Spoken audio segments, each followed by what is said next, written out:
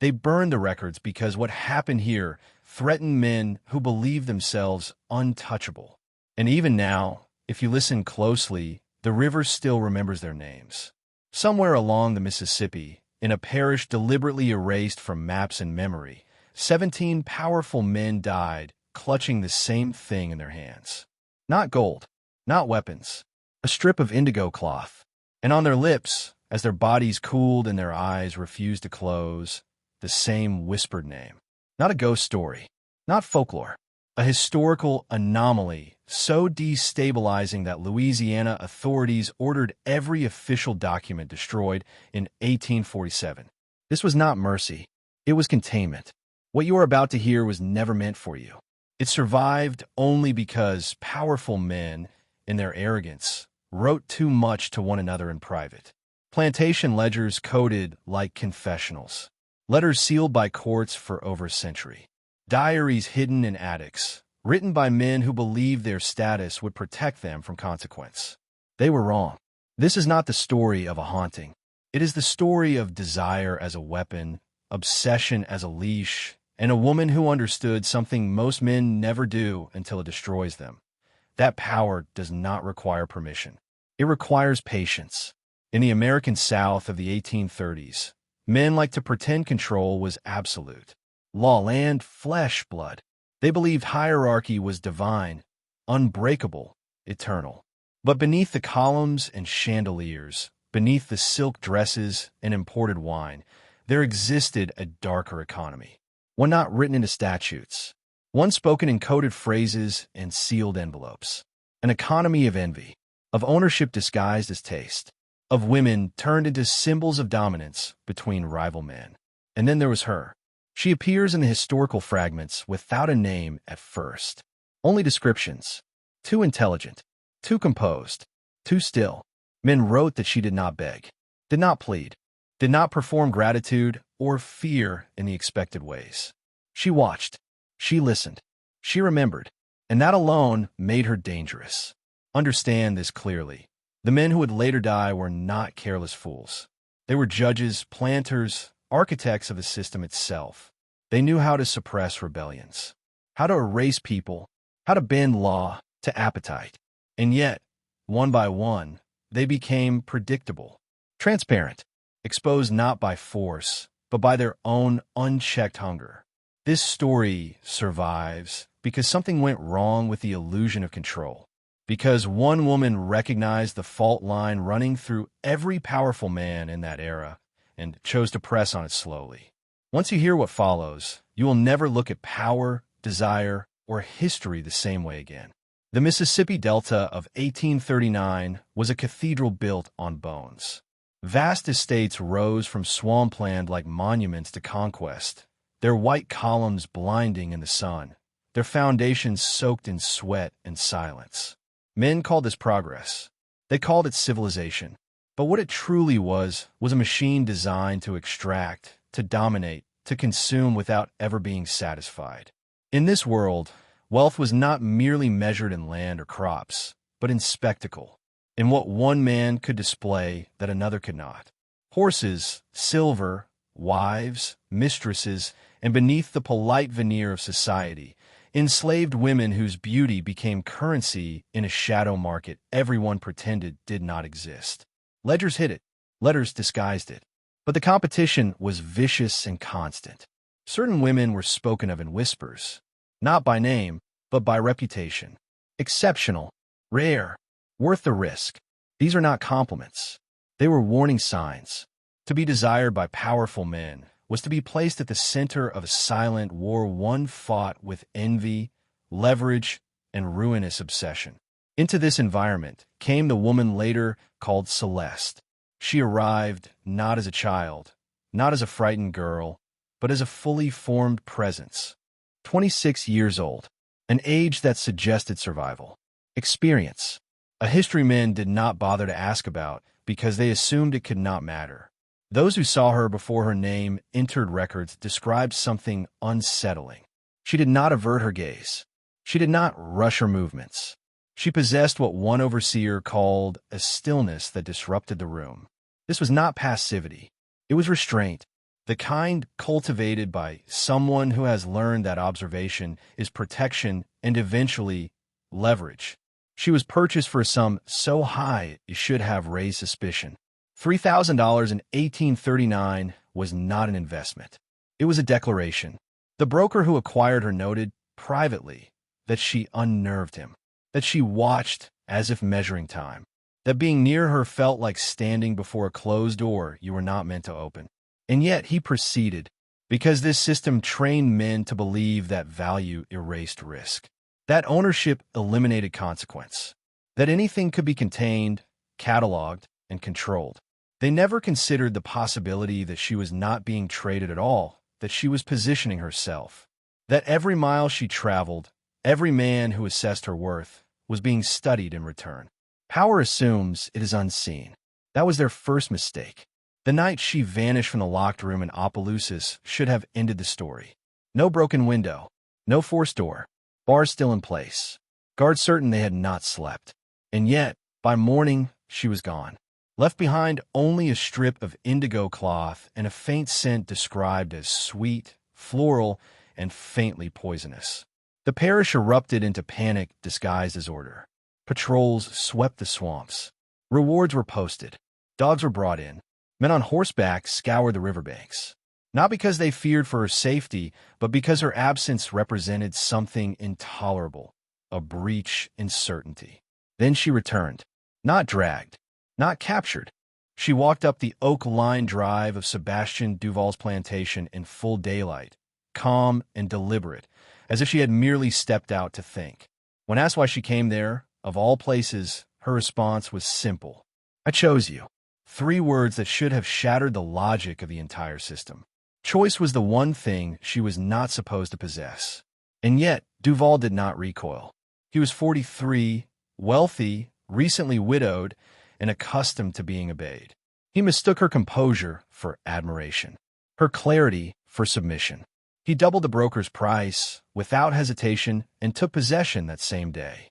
What followed disturbed even his peers. She was not sent to the quarters. She was given a cottage, clothes, privacy. She walked the gardens beside him in plain view. She spoke with him for hours. And slowly, imperceptibly, his routines changed. Letters went unanswered. Accounts neglected. Decisions delayed. Men who had known Duval for decades wrote of a distraction they could not name, of a man who seemed preoccupied, as though listening to a voice no one else could hear. What none of them understood was that this was not seduction. It was excavation. She was learning him the way a surgeon learns anatomy. His fears, his debts, his rivalries, his unspoken desperation to be admired rather than merely feared. Desire narrows perception. That is its function. And once a man's world collapses into a single object of fixation, everything else becomes negotiable principles, alliances, even survival. Celeste never rushed. She did not need to. Time was already working in her favor. The dinner party was not a social event. It was a controlled detonation. 5 men gathered that night represented the apex of local power landowners, a judge, heirs to dynasties built on silence and suffering. Between them, they controlled law, labor, and legacy.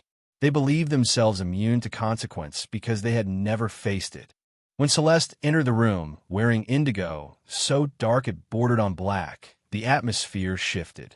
Not because of her beauty alone, but because of her composure. She did not shrink.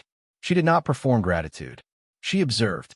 One witness later wrote that it felt as though she was taking inventory, not of the room, but of the men themselves. She spoke only once, reciting poetry flawlessly. Then she looked at each of them, holding their gaze just long enough to provoke unease. And in that moment, something irreversible occurred. Each man saw not a possession, but a mirror, one that reflected appetite, envy, and weakness back at them without judgment. Within days, letters began arriving.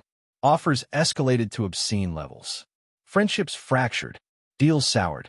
Men who had governed themselves with iron discipline became reckless, impatient, consumed. This is the psychological truth institutions never admit.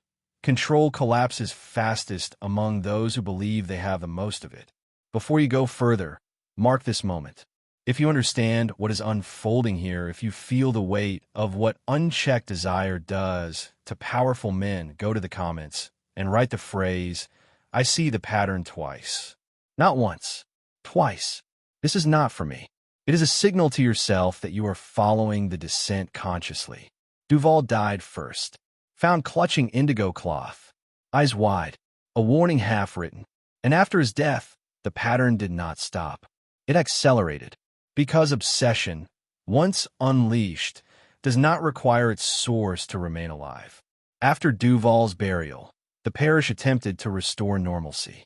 Meetings resumed. Ledgers were balanced. Public grief was performed. But privately, the remaining men unraveled. They dreamed of her, smelled oleander where none grew, found scraps of indigo where they should not have been. One by one, they began to die. Not violently, not dramatically, heart-stopping, minds breaking. Men found alone, hands clenched, lips forming the same name. Doctors offered explanations that satisfied no one. Stress, apoplexy, fate. These were words used when truth was too destabilizing to name. What terrified authorities was not the deaths themselves, but their predictability. Each man had written letters, made offers, crossed lines he once enforced. Each had believed himself rational, disciplined, superior, and each had been undone not by rebellion, but by exposure to his own unchecked impulses. Celeste was never formally accused. There was nothing to charge. No poison, no weapon, no witnesses willing to speak. And that was the most intolerable part. The system required villains it could hang, imprison, erase. She offered none. Instead, she revealed a flaw so profound it threatened the legitimacy of the entire order. That power built on domination is inherently unstable. That men who deny the humanity of others lose the ability to govern themselves. By 1847, officials made a decision. Burn the records, seal the testimonies, remove the parish name, let rumor replace documentation, let myth absorb responsibility. It was not justice. It was damage control. Yet fragments survived, because arrogance always leaves paper trails, and because truth has a way of resurfacing when men least expect it. This is not a story about revenge. It is a case study in collapse, a demonstration of how systems rot from within when desire replaces discipline and control is mistaken for strength. And the most dangerous part? The pattern did not die with them. What happened next was not recorded in death notices or sermons. It unfolded quietly, the way real institutional panic always does. Judges stopped asking questions. Clerks stopped filing paperwork. Priests were instructed to redirect inquiries towards sin, fate, or God's unknowable will. And behind closed doors, men with influence reached a conclusion that terrified them more than any superstition ever could. The woman was not the threat. Awareness was, because when they examined the pattern honestly, stripped of myth, something unbearable emerged. Each man who died had not been coerced. They had not been tricked in any conventional sense. They had volunteered their integrity. They had surrendered discipline willingly in pursuit of possession. The system had not been attacked from outside. It had imploded from within. That is why Celeste disappears from the record without explanation. No bill of sale, no transfer, no video, no escape notice. It is as if she simply stepped out of the story once her point had been made. Some whispered she returned to Charleston. Others claimed she was seen along the river years later, older, composed, watching men who never recognized her. But those are distractions. The real disappearance was not hers. It was theirs. The men who survived changed. Not publicly, not immediately, but subtly. They tightened control, increased surveillance, codified silence. Laws grew harsher. Language became more precise. Desire was pushed further underground, wrapped in ritual and hypocrisy. This is how institutions respond when confronted with their own fragility. They do not reform. They calcify. Celeste had revealed something the ruling class could not afford to acknowledge. That power relies on men believing their impulses are private, manageable, harmless. She demonstrated that obsession is not an exception. It is a predictable outcome of unchecked entitlement. That realization could not be allowed to spread. So the story was reframed. A haunting, a mystery, a cautionary tale stripped of its teeth. Because if men began to see themselves clearly, if they recognized how easily they could be led by desire, the entire hierarchy would lose its spell. History prefers monsters. It does not know what to do with mirrors. Here is the part most accounts avoid because it implicates the listener. This was not a unique event.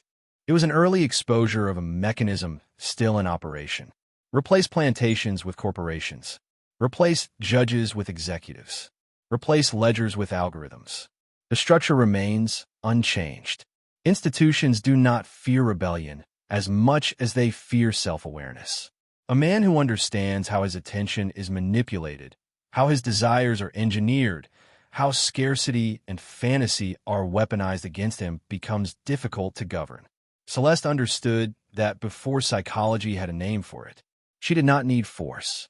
She did not need allies. She used presence, restraint, and time. She allowed men to project onto her everything they refused to confront in themselves. And then she stepped back and watched them collapse under the weight of their own projections. This is why her story survived despite systematic erasure. Because it resonates. Because somewhere deep, men recognize the pattern. The slow narrowing of focus. The rationalizations. The bargains made quietly with one's own principles. The system wants you distracted, not disciplined. Consuming, not mastering. Chasing symbols of status rather than cultivating internal authority. Because men who govern themselves are unpredictable. They do not panic easily. They cannot be easily baited.